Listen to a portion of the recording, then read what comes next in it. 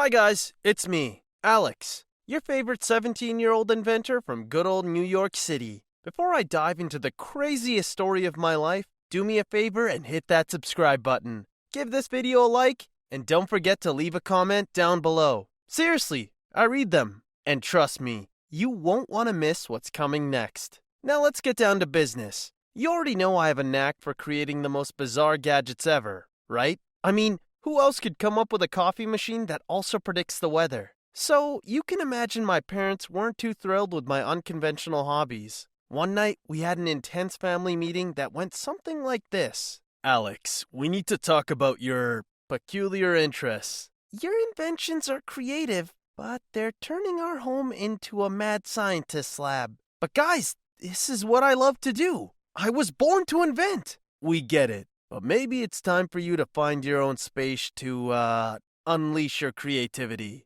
We'll support you from a distance, just not in our living room anymore. I was shook, to say the least. My own parents were kicking me out for being a genius. But hey, no time for tears. I packed up all my wild creations and hit the road. Now, I bet you're on the edge of your seat, dying to know how I went from an outcast to billionaire CEO at age 5, right? And let's not forget the jaw-dropping luxury cruise fiasco with my love interest. Oh boy, just you wait. This roller coaster of a story is about to get wilder. So buckle up, hit subscribe if you haven't already, and let's dive right in.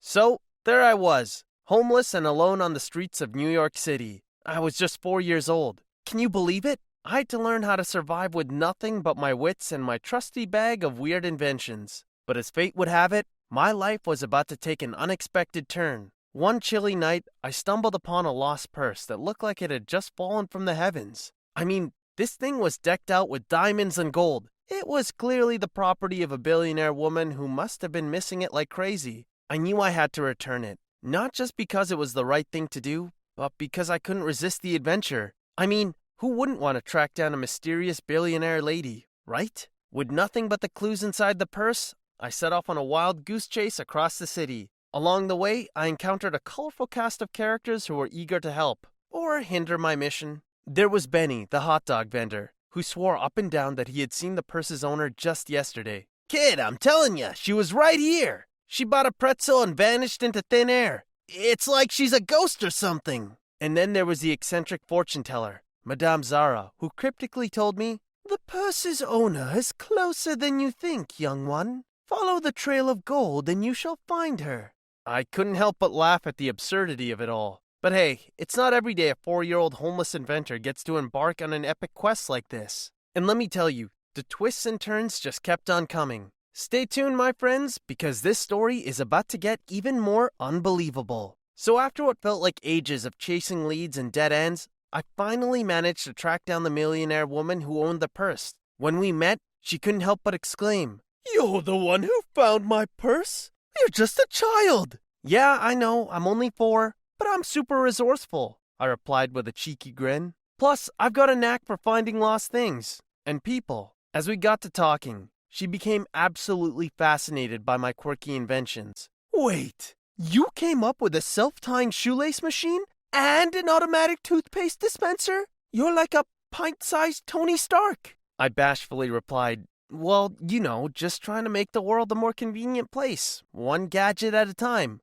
But with less Iron Man, more plastic toys." Seeing the potential in my ideas, she generously offered me money to start my own company. It was like a dream come true. And just like that, at the ripe old age of 5, I became the youngest millionaire CEO the world had ever seen. Crazy, right? My company took off like a rocket, and soon I was rubbing shoulders with the rich and famous, all while still trying to navigate kindergarten. I remember one time I was giving a presentation on my latest invention to a room full of high-powered executives when one of them asked, "How do you manage to balance being a CEO with your kindergarten responsibilities?" Well, I just make sure to schedule my nap time strategically between board meetings and playdates. You'd be amazed at how refreshing a good nap can be. But hey, being a millionaire CEO at 5 wasn't all fun and games. It came with its fair share of challenges too. Balancing playdates with board meetings and finger painting with financial reports. It was a wild ride, my friend. With my company growing at an insane rate, I quickly became the youngest and most powerful figure in the city. Can you imagine? I mean, I was still trying to learn to tie my shoelaces, despite inventing that self-tying shoelace machine. And yet there I was, basically running the whole show. People would stop on the street and say things like, "Hey, aren't you that kid who's the boss of the city? You're amazing!" And I'd just chuckle and respond, "Haha, yeah, that's me. Just your friendly neighborhood millionaire CEO doing his thing, you know?" But it wasn't all sunshine and rainbows. With great power came a whole lot of envy from folks who couldn't quite wrap their heads around how a 5-year-old was calling the shots. I mean, I can't blame them, really. It's not every day that you see a kindergartner signing off on a multi-million-dollar deal, right?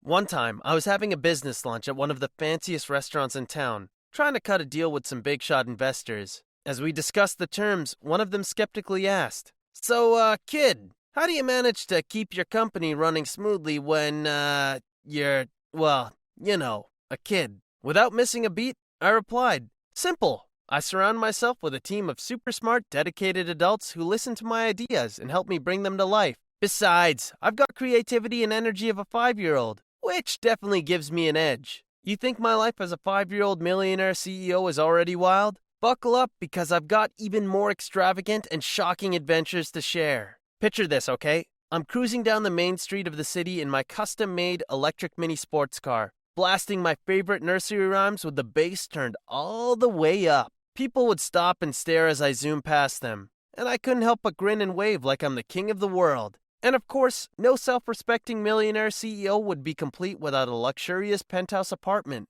Mine is decked out with all the finest toys and gadgets money can buy. We're talking giant slides connecting each floor, a Lego room filled with millions of bricks, just don't step on them, an indoor trampoline park, and my very own mini zoo with exotic animals like giraffes and pandas. Plus, my bedroom is like a fortress, complete with a secret passageway to my private candy vault. When I'm not running my company or throwing fabulous parties in my penthouse, I'm living it up at the most exclusive events in town. Whether it's front row seats at the opera, where I usually bring my own toy instruments to play along, or VIP access to the hottest movie premieres, where I sometimes sneak in my own snacks, I make sure to enjoy the perks of being a millionaire in style. Oh, and speaking of parties, you wouldn't believe the extravagant birthday bash I threw for myself last year. I rented out an entire island, complete with a petting zoo, carnival games, and all the cotton candy I could eat.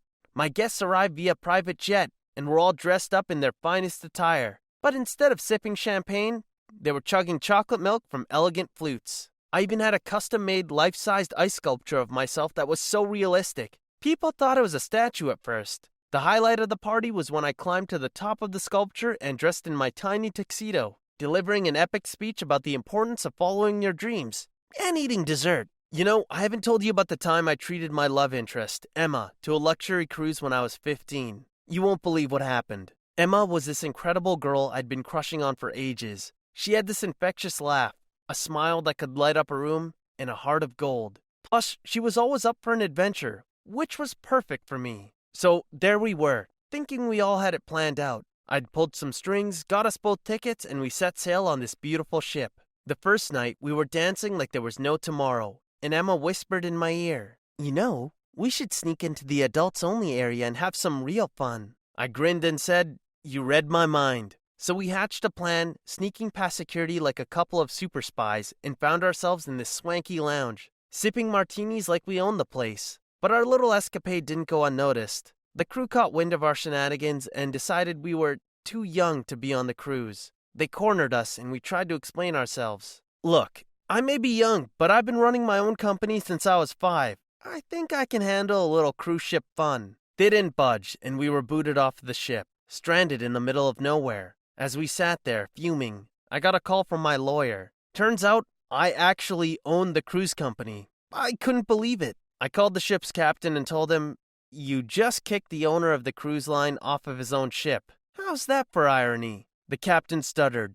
I didn't know. I'm so sorry, sir." After some groveling on their part, they turned the ship around and picked us back up. Not only did we get back on the cruise, but we got the full VIP treatment. Exclusive suites, private dining, you name it. We even went bungee jumping off the side of the ship, with the captain's reluctant approval. We had the time of our lives, and Emma was absolutely thrilled. And now I've got this fantastic story to share with my friends. Success is like a double-edged sword. Balancing my relationships Company and public image felt like walking on a tightrope. I had to figure out the hard way that life isn't just about money and fame. You've been really stressed lately. Are you sure you can handle all this? I don't know, Emma. I'm starting to think I bit off a bit more than I can chew. Then, out of the blue, a shocking plot twist hit me like a ton of bricks. An anonymous source leaked some confidential company info into the press, causing a PR nightmare. Is it true that your company has been involved in some shady business deals? What? No, I have no idea where this information is coming from. As I tried to put out one fire after another, I discovered that the person behind the leaks was none other than my second love interest, Victoria. She was ambitious, cunning, and not afraid to play dirty to get what she wanted. I wanted to see how well you could handle pressure. I needed to know if you were truly worthy of my affection. Are you serious? You put my company and reputation at risk just to test me? It turned out Victoria had been playing mind games all along, trying to manipulate me into proving my loyalty for her. I realized that true success wasn't just about being the richest or most successful. It was about being genuine, caring, and true to myself. You need to figure out who you can really trust in your life. You're right.